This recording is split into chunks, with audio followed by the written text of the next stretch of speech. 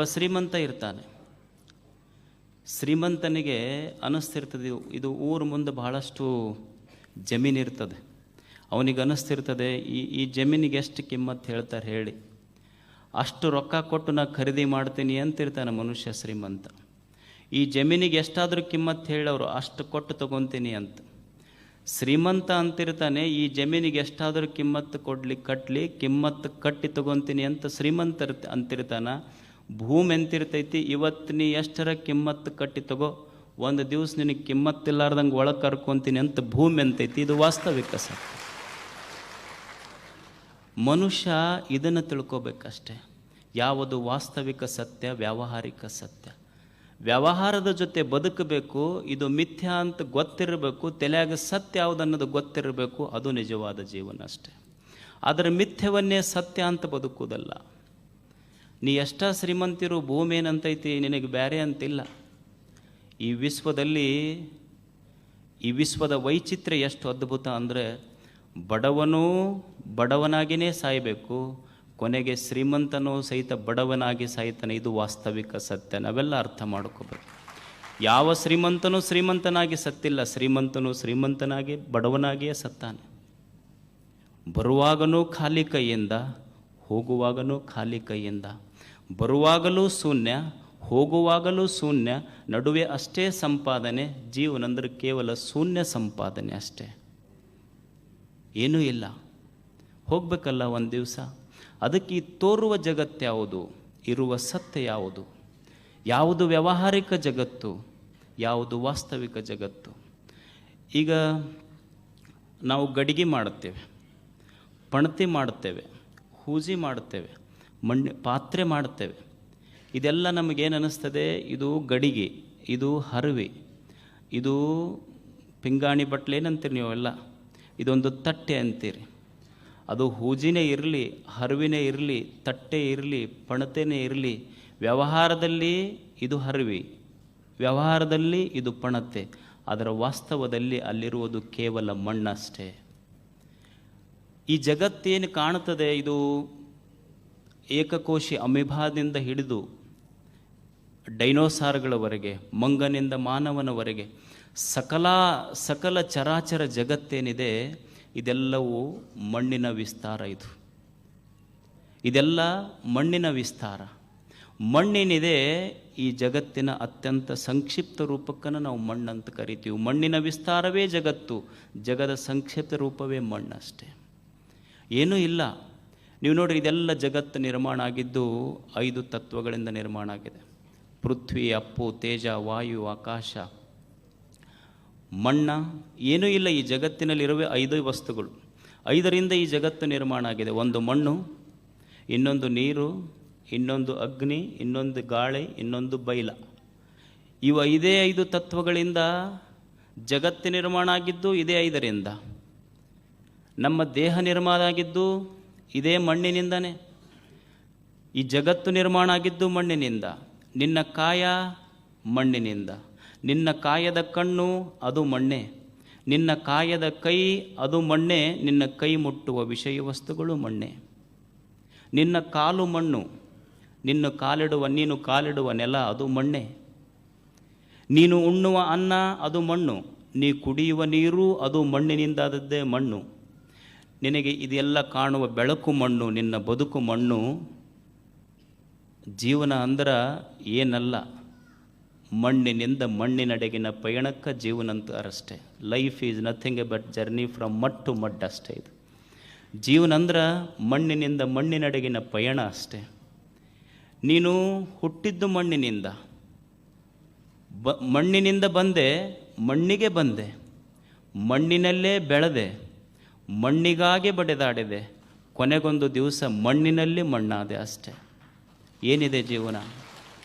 ಜೀವನ ಅಂದರೆ ಏನೂ ಅಲ್ಲ. Life is nothing but preparation for death ಅಷ್ಟೆ. ಹುಟ್ಟು ಮತ್ತು ಸಾವು ದೇ ಆರ್ ಇನ್ಸೆಪರೇಬಲ್ ಎಂಟಿಟೀಸ್. ಅದನ್ನು ಬೇರೆ ಮಾಡಲಿಕ್ಕಾಗೋದಿಲ್ಲ. ಇದೆಲ್ಲ ಮಣ್ಣು, ಇದೆಲ್ಲ ಮಣ್ಣು ಗೊತ್ತಿರ್ಬೇಕು ಮನುಷ್ಯಗಷ್ಟೇ. ಅಲ್ಲಮ್ಮ ಅದಕ್ಕೆ ಅಂದ, ಈ ದೇಹಕ್ಕೆ ಏನಂದ ಅಂದರೆ ಭೂತವ ಕೂಡಿ ಅದ್ಭುತವಾಯಿತು. ಇದು ಒಂದು ಅದ್ಭುತ ಇದು ಅಂತ. ಯಾಕಂದ್ರೆ 5 ತತ್ವಗಳು ಜಡ, ಆ ಜಡದಿಂದ ಇದು ಚೈತನ್ಯ ಉತ್ಪತ್ತಿ ಆಯ್ತಲ್ಲ, ಅದಕ್ಕೆ ಇದು ಕಲ್ಲಮ ಅದ್ಭುತ ಅಂತ ಕರೆದ ದೇಹಕ್ಕ. ಇದು ಬರೀ ಮಣ್ಣಲ್ಲ. ಒಂದು ಕ್ಷಣ ನೀನು ನಿನ್ನ ನೋಡುವ ದೃಷ್ಟಿಕೋನದಲ್ಲಿದೆ. ನೀನು ಬರೀ ಮಣ್ಣು ಅಂದು ಇಟ್ ಈಸ್ ಮೀನಿಂಗ್ಲೆಸ್. ಅದು ಎಷ್ಟು ಅದ್ಭುತ ಅದೇ, ಬರೀ ಮಣ್ಣನ್ಲಿಕ್ಕಾಗೋದಿಲ್ಲ ಅದು. ನಾವೆಲ್ಲ ನಮ್ಮ ಮನೆಯ ಹಿತ್ತಲದಲ್ಲಿ ತಿಪ್ಪಿ ಹಾಕ್ತೀವಿ, ಅದು ಮಣ್ಣೆ. ನಾವು ತಿಪ್ಪಿಯೊಳಗೆ ಕಸ ಚೆಲ್ತೀವಿ, ಅದು ಮುಟ್ಟಿದ್ರೆ ಕೈ ತೊಕ್ಕೊಂತೀವಿ, ಹೊಲಸು ನಾರ್ತೈತೆ ಅಂತ ಹೇಳಿ. ಅದ್ರ ಮಗ್ಗಲು ಹೋದ್ರೆ ಮೂಗು ಮುಚ್ಕೊತೀವಿ, ಹೊಲಸು ನಾರ್ತೈತೆ ಅಂತ ಹೇಳಿ. ಆದರೆ ಎಷ್ಟು ಅದ್ಭುತ ಅಂದರೆ, ಯಾವುದಕ್ಕೆ ನಾವು ಹೊಲಸಂತ ಕರೆದೀವಿ, ಬರೀ ಮಣ್ಣಂತ ಕರೆದೀವಿ, ಆ ಹೊಲಸು ನಾರುವ ತಿಪ್ಪೆಯ ಗರ್ಭದೊಳಗಿಂದನೇ ಒಂದು ಸುಗಂಧ ಸೂಸುವ ಹೂವು ಅರಳಿ ನಿಲ್ತದಲ್ಲ, ಇದು ಮಣ್ಣಿನ ಪವಾಡ. ಇದು ಮಣ್ಣಿನೊಳಗೆ ಅಷ್ಟು ತಾಕತ್ತಿದೆ. ನೀವು ಒಬ್ಬ ರೈತ ಇರ್ತಾನೆ, ಸುಮ್ಮನೆ ಹಿಂಗೊಂದು 4 ಕಾಳು ಹಾಕಿ ಬರ್ತಾನೆ, ಭಾಳ ಇಲ್ಲ, ಸುಮ್ಮನೆ ಒಂದು 4 ಕಾಳು ಉಗ್ಗಿದ್ರೆ ಭೂಮಿ ತಾಯಿ 6-7 ತಿಂಗಳದೊಳಗೆ ಅವನು ಉಡಿಯೊಳಗೆ 4 ಕ್ವಿಂಟಲ್ ತುಂಬ್ತಾಳೆ. ಇದು ಭೂಮಿ ತಾಯಿಯ ಪವಾಡ, ಮಣ್ಣಿನ ಪವಾಡ. ಇದು ನಾವು ಹಾಕಿದ್ದು ವಿಷ, ಭೂಮಿಗೆ ನಾವು ಹಾಕಿದ್ದು ವಿಷ. ಅದರ ಹೃದಯ ಎಷ್ಟು ಪವಿತ್ರ ಅಂದ್ರೆ, ವಿಷ ಹಾಕಿದವರಿಗೆ ಅಮೃತದಂಥ ಹಣ್ಣು ಕೊಟ್ಟೈತೆಲ್ಲ ಭೂಮಿ ಅಂತ ಕರುಣೆ ಯಾವುದಿದೆ ಹೇಳಿ ಈ ಭೂಮಿ ಜಗತ್ತಿನಲ್ಲಿ. ಇಂಥ ಒಂದು ಭೂಮಿ ಬದುಕಬೇಕು ಮನುಷ್ಯ, ಅಷ್ಟೇ. ಇಲ್ಲ, ಇದು ಬರೀ ಮಣ್ಣಲ್ಲ, ಇದು ಬರೀ ಕಲ್ಲಲ್ಲವೋ, ಇದು ಬರೀ ಮಣ್ಣಲ್ಲವೋ, ಕಲ್ಲು ಬಿಡಿಸಿ ನೋಡು, ಅದು ಕಲೆಯ ಬಲೆಯು. ಇದು ಬರೀ ಬಿಸಿಲಲ್ಲವೋ, ಎಷ್ಟು ವಿಟಮಿನ್ಸ್ ಐತೆ ಅದರೊಳಗೆ. ಇದು ಬರೀ ಮಣ್ಣಲ್ಲವೋ, ಇದು ಬರೀ ಕಲ್ಲಲ್ಲವೋ, ಇದು ಬರೀ ಬಿಸಿಲಲ್ಲವೋ, ಇದು ದೇವನ ದಯ ಕಾಣೋ ಆನಂದಮಯ ಈ ಜಗ ಹೃದಯ. ಇದು ಜಗತ್ತು ತುಂಬ ಭಗವಂತ ಆನಂದ ತುಂಬಿಟ್ಟಾನ, ಆದರೆ ಮನುಷ್ಯಾಗ ಬದುಕಕ್ಕೆ ಬರೋವಲ್ದಷ್ಟೆ. ಈ ನಿಸರ್ಗದಲ್ಲಿ ಪಶು ಪಕ್ಷಿ ಪ್ರಾಣಿಗಳು ಬದುಕ್ಯಾವ, ಮನುಷ್ಯನು ಬದುಕ್ತಾನೆ. ಅವೆಷ್ಟು ಸಂತೋಷದಿಂದ ಇದೇ ಮಣ್ಣ, ಇದೇ ನೀರ, ಇದೇ ಗಾಳಿ, ಇದೇ ಬೆಳಕು. ನಮಗೂ ಸಹಿತ ಇದೇ ಮಣ್ಣ, ಇದೇ ನೀರ, ಇದೇ ಗಾಳಿ, ಇದೇ ಬೆಳಕು. ಅವು ಹೆಂಗೆ ಬದುಕ್ತಾವ, ನಾವು ಹೆಂಗೆ ಬದುಕ್ತೀವಿ ನೋಡಿ.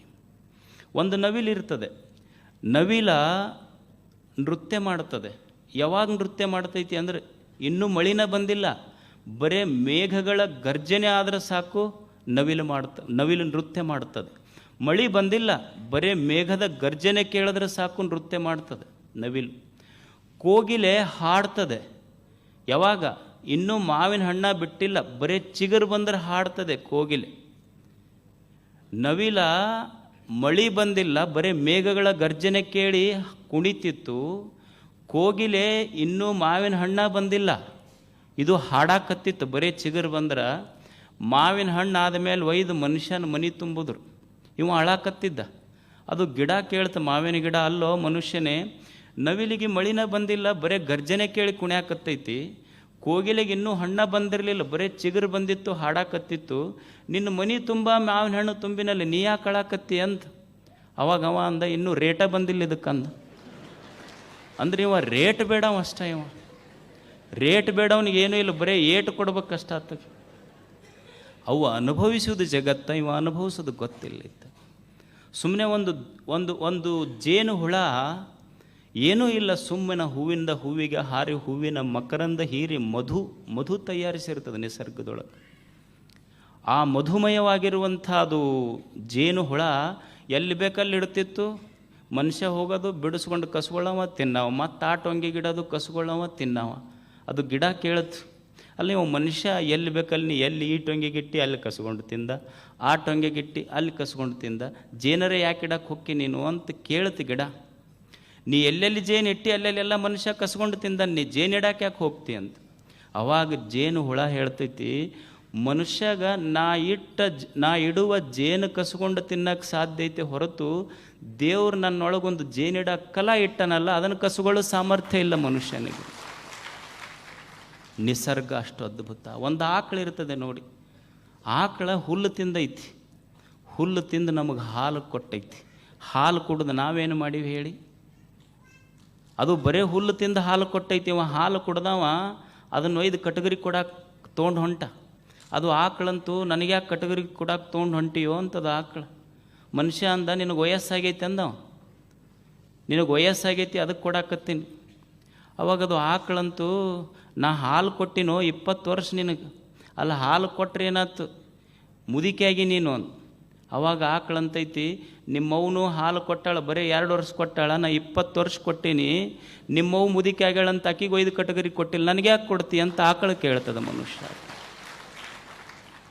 ನಿಸರ್ಗ ಬದುಕಿದ ರೀತಿ ಅಷ್ಟು ಅದ್ಭುತ. ಏನಿದೆಯೋ ಅದರಲ್ಲಿ ಸಂತೋಷ ಪಟ್ಟಿತು ನಿಸರ್ಗ. ಇದೇ ಮಣ್ಣ, ಇದೇ ನೀರ, ಇದೇ ಗಾಳಿ, ಇದೇ ಬೆಳಕು, ಬದುಕು ಸ್ವರ್ಗ.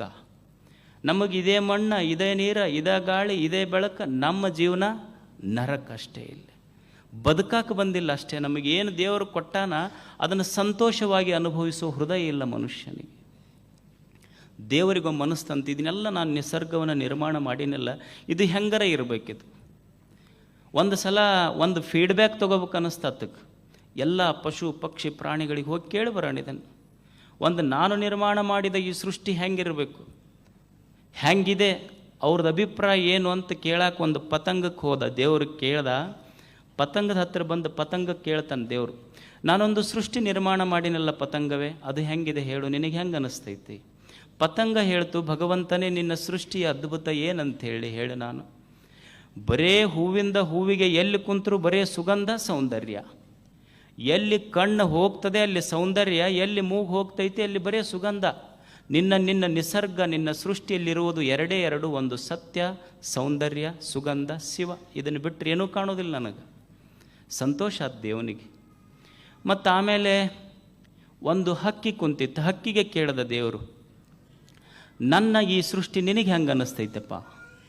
ಆ ಪಕ್ಷಿ ಹೇಳ್ತ ಭಗವಂತನಿಗೆ, ಭಗವಂತನೇ ನಿನ್ನ ಸೃಷ್ಟಿಯ ಬಗ್ಗೆ ಮಾತನಾಡುವ, ಮಾತಿನಲ್ಲಿ ಹೇಳುವ ಸಾಮರ್ಥ್ಯ ನನಗಿಲ್ಲ. ನೀನು ಎಷ್ಟು ಗಿಡಗಳನ್ನು, ಮರ ವೃಕ್ಷಗಳನ್ನು ನಿರ್ಮಾಣ ಮಾಡಿ, ಎಷ್ಟು ಥರದ ಹಣ್ಣುಗಳನ್ನಿಟ್ಟು, ಎಷ್ಟು ಸರೋವರಗಳನ್ನು ನಿರ್ಮಾಣ ಮಾಡಿ, ಭಗವಂತನೇ ನಿನ್ನ ಸೃಷ್ಟಿಯ ಬಗ್ಗೆ ನಾ ಮಾತಿನಿಂದ ಹೇಳೋದಿಲ್ಲ, ಬರೀ ಹಾಡಬಲ್ಲೆ ಅಷ್ಟೇ ಅಂತೂ ಹಕ್ಕಿ. ಒಂದು ಕಪ್ಪಿ ಬಂದಿತ್ತು. ಕಪ್ಪಿಗೆ ಕೇಳಿದ ದೇವರ, ನನ್ನ ಸೃಷ್ಟಿಯ ಬಗ್ಗೆ ನಿನಗೇನು ಅನ್ನಿಸ್ತದೆ?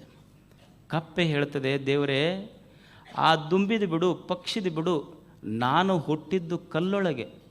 ಕಲ್ಲೊಳಗೆ ಹುಟ್ಟಿ ಕೂಗುವ ಕಪ್ಪೆಗಳಿಗೂ ಸಹಿತ ಅಲ್ಲಲ್ಲಿ ಆಹಾರ ಎತ್ತು ಕರುಣಿಸಿದವ ನೀನು, ನಿನ್ನ ಸೃಷ್ಟಿಯ ಬಗ್ಗೆ ಮಾತನಾಡುವ ಸಾಮರ್ಥ್ಯ ನನಗಿಲ್ಲ. ಕೊನೆಗೆ ಇವ ಭೇಟಿಯಾದ. ಯಾರು? ಪುಣ್ಯಾತ್ಮ. ಭೇಟಿಯಾಗಿ ದೇವ್ರಿಗೆ ಕೇಳ್ದ. ದೇವರು ಮತ್ತೆ ಹೆಂಗೈತಪ್ಪ ನನ್ನ ಸೃಷ್ಟಿ ಅಂದ. ಅವ ತಯಾರಾಗೇ ಬಂದಿದ್ದವ. ಏನು ಚಲೋ ಮಾಡಿ ಅಂತ ಕೇಳಕ್ಕೆ ಬಂದೆ ಅಂದ ನಾವು. ಏನು ಚಲೋ ಮಾಡಿ ಅಂತ ಕೇಳಕ್ಕೆ ಬಂದೆಪ್ಪ ನೀನು? ಒಂದರ ಚಲೋ ಮಾಡಿ. ಏನು ಚಲೋ ಮಾಡಿ ನೀನು? ಗುಡ್ಡ ಮಾಡಿ. ಗುಡ್ಡಕ್ಕೊಂದರ ಆಕಾರ ಐತೆ. ಒಂದು ತ್ರಿಕೋನ ಇರಬೇಕು, ಒಂದು ಚೌಕೋನರ ಇರಬೇಕು, ಒಂದು ಸ್ಕ್ವೇರರ ಇರಬೇಕು, ಏನಾರ ಬೇಕು, ನಿನಗೆ ತಿಳಿದಂಗೆ ಮಾಡಿಬಿಡು. ನನಗೆ ಸಮುದ್ರದ ಮಾಡಿ ಅಷ್ಟು ಕಡೆ ಅದು ಏನು ಉಪ್ಪು ನೀರು ಕುಡಿಯಾಕೆ ಬರೋದಿಲ್ಲ, ಉಪಯೋಗ ಇಲ್ಲ, ಅಷ್ಟಿಟ್ಟು. ಹೊಳಿ ಮಾಡಿ ಸಿಹಿ ನೀರು ಇಟ್ಟಿಟ್ಟ ಬಡ್ದಾಡಕತ್ತಾವ ನೀರಿಗಲ್ಲಿ. ಏನು ಚಲೋ ಮಾಡಿ ನೀನು? ಒಂದಿಷ್ಟು ಕೆಂಪಗೆ ಮಾಡಿ ಅವು ಕರ್ರಗಾಗಬೇಕು, ವೀಟಿಶ್ ಕಲರ್ ಆಗಬೇಕಂತ ಸಮುದ್ರ ದಂಡ್ಯಾಗ ಅವು ಮುಕ್ಕೊಂತಾವ ಫಾರಿನರ್ಸ್. ಒಂದಿಷ್ಟು ಪೂರ ಕರ್ರಗೆ ಮಾಡಿ ಅವು ದಿವಸ ಕೆಂಪಗಾಗಬೇಕಂತ ಬ್ಯೂಟಿ ಪಾರ್ಲರಿಗೆ ಅವು ಹೋಗ್ತಾವೆ. ಒಂದರ ಚಲೋ ಮಾಡಿ. ಏನು ಚಲೋ ಮಾಡಿ? ಒಂದಿಷ್ಟಕ್ಕೆ ಊಟ ಇಲ್ಲಾರ್ದಕ್ಕೆ ಅಡ್ಡಾಡ್ಸಕತ್ತಿ ಮನೆ ಊಟ ಸಿಗ್ಲಾರ್ದಕ್ಕೆ. ಒಂದಿಷ್ಟಕ್ಕೆ ಉಂಡಿದ್ದು ಹೆಚ್ಚಾಗಿ ಹೆಂಗೆ ಕರ್ಗಿಸ್ಬೇಕಂತ ಗೊತ್ತಿಲ್ಲ, ಅವು ಅಡ್ಡಾಡ್ಸಕಚ್ಚಿ. ಏನು ಚಲೋ ಮಾಡಿ? ಒಂದಿಷ್ಟು ಪೂರ 100 ಅಬವ್ ಇಟ್ಟು ಅವು ದಿವಸ ಜಿಮ್ಮಿಗೆ ಹೋಗ್ತಾವೆ, ಏನೂ ಕೆಲಸ ಆಗುವಲ್ದು. ಒಂದಿಷ್ಟು ಹುಡುಗರು 6 ಪ್ಯಾಕ್ ಮಾಡ್ಕೋಬೇಕಂತ ಅವಕ್ಕೆ ನೀಗವಲ್ದು. ಏನು ಚಲೋ ಮಾಡಿ? ಒಂದರ ಚಲೋ ಮಾಡಿಯಾ ನೀನು? ಅಲ್ಲ, ನಿನಗೆ ಗೊತ್ತಾಗಲಿಲ್ಲ ಅಂದ್ರೆ ನನಗರ ಕೇಳ್ಬೇಕು, ನಾರ ಹೇಳ್ತಿದ್ದೆ. ನಿನಗೆ ಗೊತ್ತಾಗಿದ್ದಿಲ್ಲ ಅಂದ್ರೆ ನನಗೆ ಕೇಳ್ಬೇಕು, ನಾ ಹೇಳ್ತಿದ್ದೆ. ಅಲ್ಲ, ನೀವು ಮೊದಲ ಸ್ವಲ್ಪ SMS ಕಳಿಸಿದ್ರೆ ನನಗೆ ಗೊತ್ತಾಗಿದ್ದಿಲ್ಲ ಅಂದ್ರೆ ನಮ್ಮ ಮನೆಯವ್ರು ಶಾಣ್ಯಾರದಾರ, ಎಲ್ಲ ಅವ್ರಿಗೆ ಕೇಳೇ ಮಾಡೋದು. ನಾನು ಅವ್ರಿಗೆ ಕೇಳ್ಯಾರೆ ಹೇಳ್ತಿದ್ದೆ. ನಾನು ಏನು ಮಾಡಕ್ಕೆ ಬಂದಿಲ್ಲ ನಿನಗೆ, ಹೋಗಂದವ. ದೇವ್ರಿಗೆ ಆಶ್ಚರ್ಯ ಆಗಿ ಆ ಪಕ್ಷಿ ಕುಂತಿತ್ತಲ್ಲ ಅದಕ್ಕೆ ಕೇಳ್ದ ದೇವ್ರು, ಅಲ್ಲೋ ಇವ ಮನುಷ್ಯ ಹಿಂಗ್ಯಾಕ ಅಂದ. ಅದು ಪಕ್ಷಿ ಅಂತೂ ಅದ್ರ ಹಣೆ ಬರೋಣ ಆಟ ಐತಂದು. ಪಕ್ಷಿ ಹೇಳ್ತು ಅದ್ರ ಹಣೆ ಬರೋಣ ಆಟ. ದೇವರಿಗೆ ಆ ಪಕ್ಷಿ ಹೇಳ್ತಂತ, ಮತ್ತು ದೇವರ ಬರೀ ಇವ ಒಬ್ಬವನ ಹಿಂಗದನ ಅಂತ ತಿಳ್ಕೊಂಡು ಅವ್ರ ಜಾತಿನ ಹಂಗೈತಿ ಪೂರ. ಬರೀ ನೀವು ಒಬ್ಬವನ ಹಿಂಗದಿ ಅಂತ ತಿಳ್ಕೊಂಡು ಇವ್ರ ಜಾತಿನ ಹಿಂಗಿರೋದು ಪೂರ. ನೀ ಸುಮ್ಮ ಹೋಗು, ಇನ್ನೊಂದು ಸ್ವಲ್ಪ ಹೊತ್ತು ಜಾಸ್ತಿ ಇದ್ರೆ ನಿನ್ನ ತಲೆ ಕೆಡಿಸ್ತಾನಿವ. ದೇವ್ರು ಭೇಟಿ ಆಗೋದಿಲ್ಲ ಅಂತಲ್ಲ, ಅವತ್ತು ಹೋದ ಇವತ್ತಿನವರೆಗೆ ಯಾರಿಗೆ ಭೇಟಿಯಾಗಿಲ್ಲ. ಅವನಿಗೆ ಭೇಟಿ ಆಗ್ಬೇಕಂತ ಇಚ್ಛೆ ಐತಿ, ಆದರೆ ಹೆದರ್ತಾನೆ ಬರಕ್ಕೆ ಮನುಷ್ಯರ ಹತ್ರ ಅಷ್ಟೆ. ದೇವ್ರಿಗೇನು ಬರಬಾರ್ದಂತಿಲ್ಲ, ಭಾಳ ಮಸ್ತ್ ಅಪೇಕ್ಷೆ ಐತಿ ಭೇಟಿ ಆಗ್ಬೇಕು ಇವಕ್ಕೆಲ್ಲ.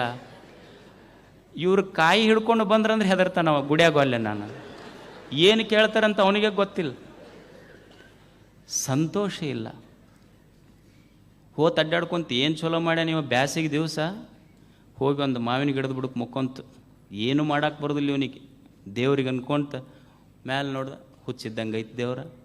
ಮ್ಯಾಲೆ ನೋಡಿ ಮಣ್ಣು, ಮಾವಿನ ಹಣ್ಣು ಎಷ್ಟು ರುಚಿ ಇರ್ತಿರ್ತಾವ, ಇಟ್ಟಾನ. ಕುಂಬಳಕಾಯಿ ನೋಡಿದ್ರೆ ಇಷ್ಟು ದೊಡ್ಡದು ಕೆಳಗಿಟ್ಟಾನ ಅನ್ನೋದ್ರೊಳಗಡೆ ಮ್ಯಾಲಿಂದ ಒಂದು ಹಸೆಕಾಯಿ ತಲೆ ಮೇಲೆ ಬಿತ್ತು, ತೂತು ಬಿದ್ದು MRI ಕಳಿಸ್ರಿ ಇದಕ್ಕಂದ್ರೆ. ಅವಾಗಂದ ದೇವ್ರ ನಿನ್ನ ಸೃಷ್ಟಿ ಭಾಳ ತಿಳಿದು ಮಾಡಿಯಪ್ಪ ನೀನು ಅಂತ. ಯಾಕಂದ್ರೆ ಕುಂಬಳಕಾಯಿ ಮಾವಿನಕಾಯಿನ ಕುಂಬಳಕಾಯಿ ಅಷ್ಟು ಮಾಡಿ ಮ್ಯಾಲೆ ಇಟ್ಟಿದ್ರೆ ನಾ ಕೆಳಗಿದ್ದರೆ ಹೆಂಗಿತ್ತು ನನ್ನ ಜೀವನ. ನಿನ್ನ ಸೃಷ್ಟಿ ಅಷ್ಟು ಅದ್ಭುತ ಭಗವಂತನೇ, ಅನುಭವಿಸ್ಬೇಕಲ್ಲ ಮನುಷ್ಯ. ಇಯಂ ಪೃಥ್ವಿ ಸರ್ವೇಷಾಂ ಭೂತಾನ್ನ ಮಧು ಅಸ್ಯೈ ಪೃಥಿವ್ಯೈ ಸರ್ವಾಣಿ ಭೂತಾನಿ ಮಧು.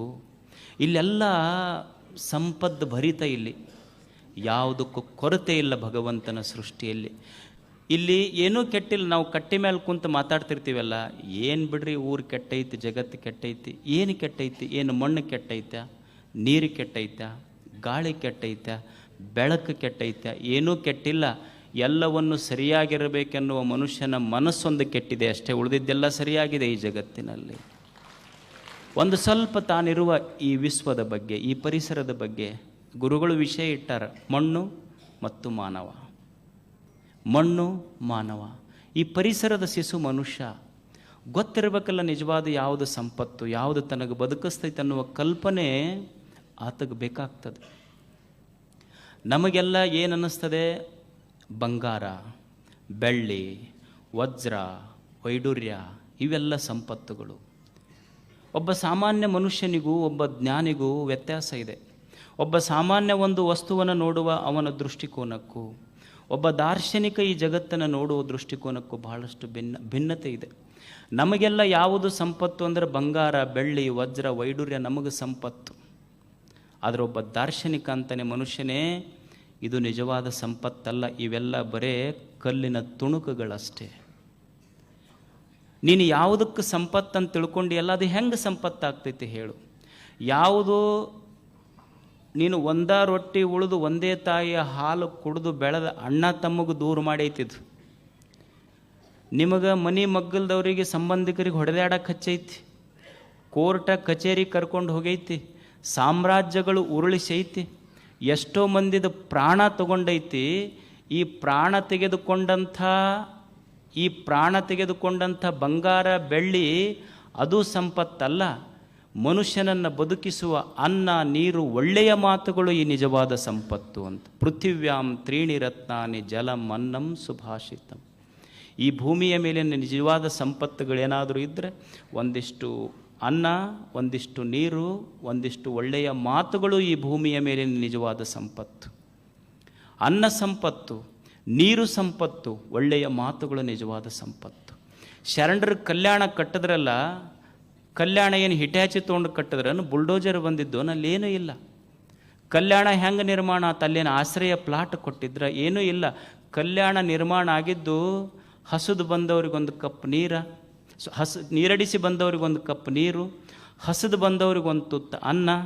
ಯಾರು ದುಃಖದಿಂದ ಬಂದಿರ್ತಾರ ಅವ್ರ ಕಣ್ಣೀರು ಒರೆಸಿ ಎರಡು ಪ್ರೀತಿಯ ಮಾತು ಹೇಳ್ತಾರ, ಎಲ್ಲಿ ಹೇಳ್ತಾರೆ ಅಲ್ಲಿ ಕಲ್ಯಾಣ ನಿರ್ಮಾಣ ಆಗ್ತಾವ ಅಷ್ಟೇ. ಇದು ಕಲ್ಯಾಣ ನಿರ್ಮಾಣ ಮಾಡುವ ಪರಿ. ಒಬ್ಬ ಮಹಾರಾಜ ಬೇಸಿಗೆಯ ದಿನ ಎಲ್ಲೋ ಹೋಗ್ತಾ ಇದ್ದ ಮರಳುಗಾಡಿನಲ್ಲಿ ಹೋದ. ಮರಳುಗಾಡಿನಲ್ಲಿ ಹೋಗುವಾಗ ಅವನ ಎಲ್ಲ ಸಹಚರರು ಅವನಿಂದ ದೂರ ಆದರು. ಅವನಿಗೆ ಬಾಯಾರಿಕೆ ಆಯಿತು. ಅಲ್ಲೊಬ್ಬ ಮನುಷ್ಯ ಕುಂತಿದ್ದ, ಒಂದು ಗುಡಿಸಲಿತ್ತು. ಎಷ್ಟೋ ದೂರ ಹೋದ, ಬಹಳಷ್ಟು ಬಾಯಾರಿಕೆ ಆಯ್ತು. ಎಷ್ಟು ಬಾಯಾರಿಕೆ ಆಯ್ತು ಅಂದ್ರೆ ಅವನಿಗೆ ಇನ್ನೇನು ಒಂದು ಕ್ಷಣ ನೀರು ಸಿಗದೆ ಇದ್ರೆ ಸತ್ತು ಹೋಗ್ತಿದ್ದ, ಅಷ್ಟು ಬಾಯಾರಿಕೆ ಆಯ್ತು. ಆ ಮನುಷ್ಯನ ಹತ್ರ ಹೋಗಿ ಅವನು ಒಂದು ಲೋಟ ನೀರಿತ್ತು ಅವನ ಹತ್ರ. ಅವನಿಗೆ ಹೋಗಿ ಕೇಳ್ತಾನೆ, ನನ್ನ ಪ್ರಾಣ ಹೋಗ್ತಾ ಇದೆ, ನಾನು ಭಾಳ ಶ್ರೀಮಂತದೀನಿ, ನನ್ನೆಲ್ಲ ಸಹಚರರು ದೂರ ಹೋಗ್ಯಾರ, ನನಗೊಂದು ಕಪ್ ಆ ಗ್ಲಾಸ್ ನೀರು ಕೊಡು ಅಂದ. ಅವ ನೀರಿಟ್ಕೊಂಡು ಕುಂತಂಥ ವ್ಯಕ್ತಿ ಅಂತಾನ, ನಾನು ನಿನಗೊಂದು ಗ್ಲಾಸ್ ನೀರು ಕೊಟ್ಟರೆ ನೀನು ನನಗೇನು ಕೊಡ್ತಿ? ಅವಾಗ ಅವ ಅಂತಾನ, ನಂದೊಂದು ಅರ್ಧ ಸಂಪತ್ತು ನಿನಗೆ ಕೊಡ್ತೀನಿ, ನಾನು ಮಹಾರಾಜದೀನಿ, ನನ್ನ ಅರ್ಧ ಸಾಮ್ರಾಜ್ಯ ನಿನಗೆ ಕೊಡ್ತೀನಿ. ಅವ ಅಂದ, ನೀನು ಅರ್ಧ ಸಾಮ್ರಾಜ್ಯ ಕೊಟ್ಟರು ನಾವು ಒಂದು ಲೋಟ ನೀರು ಕೊಡೋದಿಲ್ಲ ನಿನಗೆ, ನನಗೇನು ಕೊಟ್ಟರೆ ಏನು ಕೊಡ್ತೀಯ ನೀನು? ಅವಾಗ ಅವ ಮಹಾರಾಜ ಹೇಳ್ದ, ನೀರು ಕೊಡದೇ ಇದ್ರೆ ಸತ್ತ ಹೋಗ್ತೀನಿ ನಾನು, ನೀನು ಆ ಲೋಟ ನೀರು ಕೊಟ್ಟು ಅಂದ್ರೆ ನಾನೇನು ಇಷ್ಟು ವರ್ಷಗಳ ಕಾಲ ಕಷ್ಟಪಟ್ಟು ಗಳಿಸಿನಲ್ಲ, ಆ ಎಲ್ಲ ಸಾಮ್ರಾಜ್ಯವು ನಿನಗೆ ಕೊಡ್ತೀನಿ ಎಂದ. ಅವಾಗ ನೀರಿಟ್ಕೊಂಡು ಕುಂತ ವ್ಯಕ್ತಿ ಹೇಳ್ತಾನೆ, ನೋಡು, ನೀನು ಇಷ್ಟು ವರ್ಷಗಳ ಕಾಲ ಇನ್ನೊಬ್ಬರಿಗೆ ಹೊಡೆದು ಬಡಿದು ಮೋಸ ಮಾಡಿ ಗಳಿಸಿದ ಸಾಮ್ರಾಜ್ಯದ ಕಿಮ್ಮತ್ತು ಬರೀ ಒಂದು ಲೋಟ ನೀರು ನೋಡಷ್ಟೇ, ಅದು ಸಂಪತ್ತು. ನೀರು ಸಂಪತ್ತು, ಅನ್ನ ಸಂಪತ್ತು. ನೀವು ಸಾಯಿ ಹೊತ್ತಿನಾಗ ನೋಡ್ರಿ, ಪ್ರಾಣ ಬಿಡ್ತಿರ್ತಿರಲ್ಲ, ಪ್ರಾಣ ಬಿಡುವಾಗ ಯಾರಿಗಾರ ಒಂದು ತೊಲಿ ಬಂಗಾರ ಇಡ್ರಿ ಬಾಯಾಗಂತಾರ, ಏನು ಅನ್ನೋದಿಲ್ಲ, ಒಂದು ಗುಟಕ್ಕೆ ನೀರು ಹಾಕ್ರಿ ಅಂತಾರ, ಇಲ್ಲ ಕಿವ್ಯಾಗ ಒಂದಿಷ್ಟು ಶಿವನಾಮ ಹೇಳ್ರಿ ಅಂತಾರೆ. ಮಾತು ಸಂಪತ್ತು. ಮಾತು ಬಂತು, ಬದುಕು ಅಷ್ಟು ಸುಂದರ. ಮಾತು ಜೀವನ ಕೆಡಿಸ್ತೈತಿ, ಬದುಕು ಕೆಡಿಸ್ತೈತಿ. ಮಾತು ದೊಡ್ಡ ಸಂಪತ್ತು. ಒಂದು ಸಣ್ಣ ಘಟನೆ ಹೇಳ್ತೇನೆ ನಿಮ್ಗೆ. ನಮ್ಮಲ್ಲಿ ಒಬ್ಬರು ಸಾಹಿತಿಗಳಿದ್ದರು, ರಾಮಸ್ವಾಮಿ ಅಯ್ಯಂಗಾರ್ ಅಂತ ಹೇಳಿ. ಅವರೊಂದು ಸಲ ಅಮೇರಿಕಕ್ಕೆ ಹೋಗಿದ್ರಂತೆ. ಮಾತು ಹೆಂಗೆ ಸಂಪತ್ತು, ಹೆಂಗೆ ಬದುಕಿಸ್ತೈತಿ ನಮ್ಮನ್ನು, ಮಾತು ಹೆಂಗೆ ಪಾರು ಮಾಡ್ತೈತಿ, ಬದುಕಿನೊಳಗೆ ಖುಷಿ ಕೊಡ್ತೈತಿ. ಅವರೊಮ್ಮೆ ಅಮೇರಿಕಕ್ಕೆ ಹೋಗಿದ್ರಂತ. ಅವ್ರದ್ದೊಂದು ಪ್ರವಾಸ ಕಥನ ಇದೆ, ಅಮೇರಿಕಾದಲ್ಲಿ ಗೋರೂರು ರಾಮಸ್ವಾಮಿ ಅಯ್ಯಂಗಾರ್ ಅಂಥೇಳಿ. ಅವರು ಅಮೇರಿಕಕ್ಕೆ ಹೋಗಿದ್ದರು. ಅಮೇರಿಕಕ್ಕೆ ಹೋದಾಗ ಅವರು ಸಂಪ್ರದಾಯಸ್ಥ ಕುಟುಂಬದವರು. ಈಗ ನಮ್ಮ ಉತ್ತರ ಕರ್ನಾಟಕದ ಕಡೆ ಹಿಂಗೆ ಜುಬ್ಬ ಕಚ್ಚಿ ಪಂಜೆ ಹಾಕೋದಿಲ್ಲ, ಹಿಂಗೆ ಲುಂಗಿ ಅಲ್ಲ, ಹಿಂದೆ ಕಚ್ಚಿ ಹಾಕ್ತಾರೆ. ಹಂಗೆ ಕಚ್ಚಿ ಪಂಜಿ ಜುಬ್ಬ ಹಾಕ್ಕೊಂಡು ಹೋಗಿದ್ರು ಅವರು. ಹೋದ ಕೂಡಲೇ ಅಲ್ಲೊಬ್ಬ ಪೊಲೀಸ ಇವರು ಕ್ರಾಸ್ ಮಾಡಕತ್ತಿದ್ರು ರೋಡ. ಇವ ಯಾವನೋ ಒಬ್ಬ ಬರೀ ಅಂಥದ್ದು ಬಟ್ಟೆ ಹಾಕ್ಕೊಂಡು ಬಂದ, ನಂದು ಹಿಡ್ದು ಅವ್ನು ನಿಂದಿರಿಸಿ, where are you from? I am from India ಅಂದ್ರೆ ಅವ್ರು. ನಾನು ಭಾರತದಿಂದ ಬಂದೇನಿ. ಹೌದು, ನೀ ಭಾರತದಿಂದ ಬಂದು ಕರೆ, ಅವ್ನು ಹಿಂದೆ ಕಚ್ಚಿ ಹಿಡಿದು ಜಗ್ಗಕತ್ರ ಅವ್ರು. ಕಚ್ಚಿ ಹಿಡಿದು ಜಗ್ಗಿ, ವಾಟ್ ಈಸ್ ದಿಸ್ ಅಂದ್ರೆ ಅವ್ರು. ಅವರಿಗೆ ಕಚ್ಚಿಗೆ ಇಂಗ್ಲೀಷ್ನಾಗ ಏನಂತಾರೆ ಅಂತ ಗೊತ್ತಿರಲಿಲ್ಲ. ಇದು ಕಚ್ಚಿ ಅಂದ್ರೆ ಅವರು, ವಾಟ್ ಈಸ್ ಕಚ್ಚಿ ಅಂದವ. ಇದು ಕಚ್ಚಿ ಅಂದ್ರೆ ಅವ್ರು ಮತ್ತೆ, ಹೌದು, I am asking what is ಕಚ್ಚಿ ಅಂದವ. ಇವನಿಗೆ ಹೆಂಗೆ ಹೇಳ್ಬೇಕಂತ ಗೊತ್ತಾಗಲಿಲ್ಲ. ಅವಾಗ ಅವ ಪೊಲೀಸ ಟೈ ಹಾಕ್ಕೊಂಡಿದ್ನಲ್ಲ, ಟೈ ಹಿಡಿದು ಜಗ್ಗದ್ರವ್ರು. ವಾಟ್ ಈಸ್ ದಿಸ್ ಅಂದ. This is my front tie ಅಂದ್ರೆ. ಅವಾಗ ಅವ ಹೇಳಿ, this is my back tie ಅಂದ.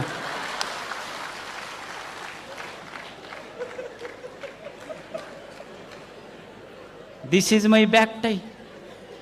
ನಿಂದು ಟೈ ನಂದು ಟೈ ಮ್ಯಾಚ್ ಟೈ ಆತಷ್ಟ. ಮಾತ ಅವ ಪೊಲೀಸ್ ಅಂತಾನ, ಹೌದು, ಇದು ಯಾಕೆ ಫ್ರಂಟ್, ನಿಮ್ದು ಯಾಕೆ ಬ್ಯಾಕ್? ನಾವು ಭಾಳ ಮುಂದುವರೆದ ದೇಶದವರು, ನೀವೇನು ಹಿಂದುಳಿದ ದೇಶದವ್ರು ಅಂದ. ಅವಾಗ ಅವ ಅಂದ, ನೀವು ಮುಂದೆ ಟೈ ಕಟ್ಕೊಂಡಿದ್ದಕ್ಕೆ ಮುಂದುವರೆದ ದೇಶದವ್ರು ಅಂತಾರೆ, ಹಿಂದೆ ಕಟ್ಕೊಂಡಿದ್ದಕ್ಕೆ ಹಿಂದುಳಿದವ್ರ ದೇಶದವ್ರು ಅಂತಾರೆ. ಆದ್ರೆ ಭಾರತದೊಳಗೆ ಮುಂದೆ ಕಟ್ಕೊಂಡವ್ರಿಗೆ ಬಹಳ ಬೆಲೆ ಇಲ್ಲ, ಹಿಂದೆ ಕಟ್ಕೊಂಡವ್ರಿಗೆ ಬಹಳ ಬೆಲೆ ಅದ. ಇಲ್ಲಿ ಮ್ಯಾಚ್ ಎಲ್ಲ ಟೈ ಆತಷ್ಟ. ಮಾತು ಬದುಕಿಸ್ತೈತಷ್ಟೆ. ಈ ಭೂಮಿ ಇದು ಸ್ವರ್ಗ ಆಗಬೇಕಷ್ಟೆ. ಶರಣರು ಹೇಳಿದರು, ಋಷಿಗಳು ಹೇಳಿದರು, ಲಾವೋತ್ಸೆ ಬರ್ತಾನೆ, ಲಾವೋತ್ಸೆ ಈ ಭೂಮಿ ಹಾಗೆ ಸ್ವರ್ಗ ಆಗಬೇಕು. ಇದು ಹೆಂಗೆ ಕಲ್ಪನೆ ಕಟ್ಟಬೇಕು, ಏನಿದ್ರೆ ಈ ಭೂಮಿ ಸ್ವರ್ಗ ಆಗ್ತದೆ. ಮತ್ತೆ ಯಾವಾಗಾದರೂ ಒಮ್ಮೆ ಸಾಣೆಹಳ್ಳಿಗೆ ಬಂದಾಗ ಈ ಕಲ್ಪನೆಯನ್ನು ಗುರುಗಳ ಸಮಯ ಕೊಟ್ಟಾಗ ಮತ್ತೆ ಆ ವಿಷಯವನ್ನು ನೋಡೋಣ. ತಮಗೆಲ್ಲ ಶರಣು ಶರಣ.